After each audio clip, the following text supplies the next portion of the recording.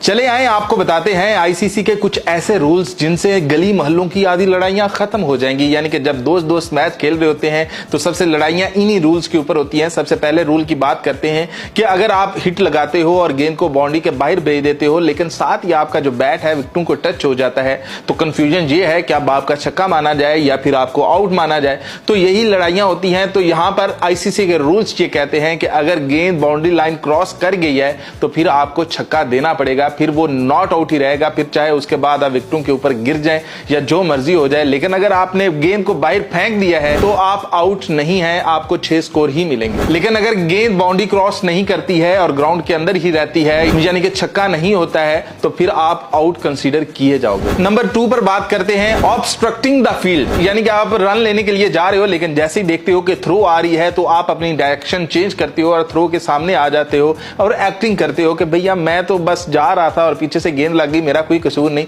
तो भैया ऐसी सूरत में आप आउट ही माने जाओगे। अगर आपने डायरेक्शन चेंज की है गेंद को देखते हुए, फिर चाहे वो गेंद जाकर विकेटों को लगे या फिर आपको लगे, फिर कहानी आपकी खत्म है क्योंकि आप आउट ही माने जाओगे। नंबर 3 पर बात करते हैं कि क्या बैट्समैन विकेट के पीछे जाकर भी बॉल को हिट कर सकता है और क्या वो बाउंड्री मानी जा सकती है। तो आईसीसी रूल्स के मुताबिक ऐसा कर सकते हैं कि जैसे ही बॉल आ रही है और आप उसको देखते हुए और इतना आप जज कर सकते हो कि इतनी स्लो बॉल है कि आप विकेट के पीछे जाते हो कि विकेट के आगे आपको जगह ही नहीं मिलती, आप विकेट के पीछे चले जाते हो और वहां से जाकर शॉट मारते हो। तो ऐसी सूरत में वो शॉट जो है वो लीगल करार दी जाएगी, चाहे वो चौका होता है छक्का होता है तो वो लीगल ही मानी जाएगी। तो इसके ऊपर ज्यादा रौले डालने की जरूरत नहीं है। बैट्समैन ऐसा कर सकता है अगर उसके पास इतना टाइम है कि बॉलर इतना स्लो आ रहा है कि उसके पास वक्त है कि वो विकेट छोड़कर उसके पीछे जाए और फिर जाकर शॉट मारे। ऐसा वैसे इंटरनेशनल क्रिकेट में तो बहुत दूर दूर तक देखा नहीं है, लेकिन गली मोहल्लों में शायद ऐसा होता हो। लेकिन जब भी ऐसा होगा वो लीगल ही माना जाएगा। रूल नंबर 4 की अगर बात करें तो ये बहुत बड़ी कंफ्यूजन है कि कैच पकड़ने के बाद गेंद को कितनी देर तक हाथों में रखना है। बाज़ औक़ात ऐसा होता है कि जो गली मोहल्लों में गांव में ज्यादातर लड़ाइयां हो रही होती हैं कि भाई तुम्हारे हाथ में गेंद पकड़े ही नहीं, तुमने नीचे फेंक दिया था या तुमने इतने सेकंड के लिए नहीं पकड़ा। तो आईसीसी का ऐसा कोई रूल नहीं है कि आपने इतने सेकंड तक पकड़ा है गेंद को फिर ही वो कैच वायलेट होगा। अगर अंपायर को लगता है कि भाई कैच कंप्लीट हो गया है, बाज़ औक़ात आपने ऐसा देखा होगा कि एक्टिंग करने के लिए ऐसे कैच पकड़ो और ऐसे छोड़ दिया तो वो भी कैच आउट ही होता है। तो बस अंपायर को ये देखना है कि आपने पूरा कंट्रोल था आपका गेंद के ऊपर, तो उसके बाद चाहे आपने 1 सेकंड के बाद ही बॉल को फेंक दिया हो तो अंपायर आउट ही देगा अगर उसने ये जज कर लिया है कि भैया आपने कंप्लीट कैच किया है। तो ये सारा डिपेंड करता है अंपायर का, तो इसलिए अंपायर वो चुनना है, वो खड़ा करना है जो ईमानदार हो। और अगर हम 5वें रूल की बात करें तो अगर एक बॉलर 6 की बजाय 7 गेंदें करवा देता है, बाज़ औक़ात कंफ्यूजन में ऐसा होता है अंपायर को भी नहीं पता चलता, बॉलर को भी नहीं पता चलता और वो 7वीं गेंद भी करवा देता है और उस 7वीं गेंद के ऊपर अगर बैट्समैन बॉल्ड हो जाता है, आउट हो जाता है तो क्या आउट माना जाएगा? जी हां, ऐसा होगा और वो गेंद भी वायलेट होगी क्योंकि वो गेंद करवाई गई है और अंपायर ने नहीं रोका है। और अगर अंपायर ने भी इजाजत दी है तो वो 7वीं गेंद भी करवाई जा सकती है अगर अंपायर ने इजाजत दी है तो। और उसके बाद जो भी रिजल्ट आता है उस गेंद के ऊपर वो वायलेट होगा और वो मानना पड़ेगा, चाहे वो आउट होगा या फिर छक्का होगा वो आपको मानना पड़ेगा। इसलिए अंपायर ईमानदार होना चाहिए जो आपको बता सके कि भैया 5 गेंदें तुम्हारी हो गई हैं, छठी बस रहती है, 1 ही गेंद रहती है, तो यूं 7 गेंदें ना आपको करवानी पड़े। लेकिन अगर 7वीं हो जाती है, अंपायर के इल्म में भी नहीं है, आपके इल्म में भी नहीं है, फिर चाहे वो बैटिंग साइड वाले जितना मर्जी शोर डाल लें अपने आउट होने पर, वो आउट ही माना जाएगा। नंबर 6 पर अगर बात करें तो क्या फ्री हिट के ऊपर स्टंप आउट अगर होते हो तो वो वायलेट होता है? तो भैया ऐसा कोई रूल नहीं है आईसीसी के मुताबिक।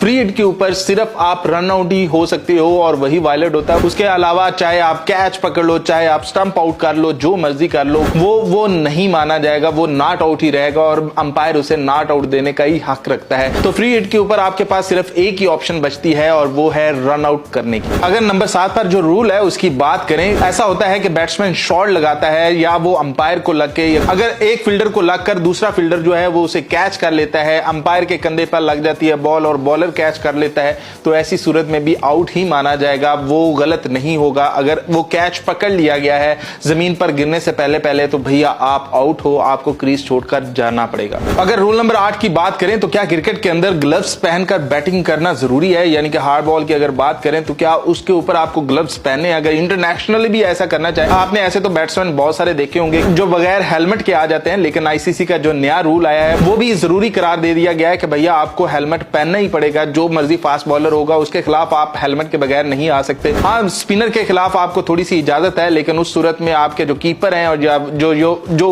ऊपर फील्डर खड़े हैं उनको हेलमेट पहनना पड़ेगा। लेकिन ग्लव्स के ऊपर आईसीसी का कोई रूल नहीं है। आप चाहे एक ग्लव्स पहनकर खेलें, चाहे दो ग्लव्स पहनकर खेलें, आप चाहे कोई भी ग्लव पहनकर ना खेलें, आप फिर भी खेल सकते हैं, आपको कोई रोकने वाला नहीं है। अगर रूल नंबर 9 की बात करें कि अंपायर जो फील्ड अंपायर है उसने आउट दे दिया है, तो क्या वो मानना ही पड़ेगा? उसके ऊपर कोई शिक नहीं है, कोई कुछ नहीं कर सकता।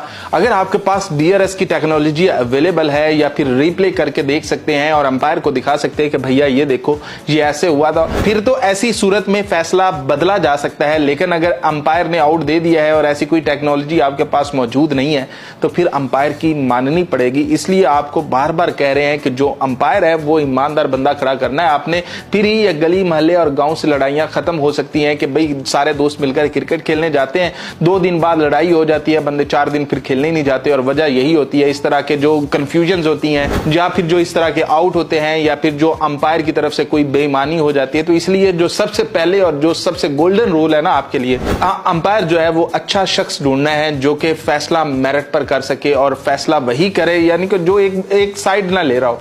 तो ये अगर 2 गांव का मैच हो रहा तो अंपायर ऐसा करो, तीसरे गांव का पकड़ लो, इससे फायदा भी रहेगा और जो लड़ाई के जो चांसेस हैं वो भी कम हो जाएंगे। क्या कहते हैं आप लोग? अगर नंबर 10 पर रूल की बात करें तो ऐसा होता है कि जो वैसे इंटरनेशनल में तो आपने देखा होगा कि MS धोनी भी बॉलिंग करता रहा था कि विकेट कीपर बॉलिंग कर सकता है कि नहीं, लेकिन गली मोहल्लों में गाँव में ये कंफ्यूजन रहती है और कहते हैं कि भाई तू विकेट कीपर है, तू बॉलिंग नहीं कर सकता। भाई ऐसा कोई रूल नहीं है। ICC के मुताबिक जो विकेट कीपर होता है वो अपने ग्लव्स उतार के, हेलमेट और पैड्स उतार कर वो बॉलिंग कर सकता है।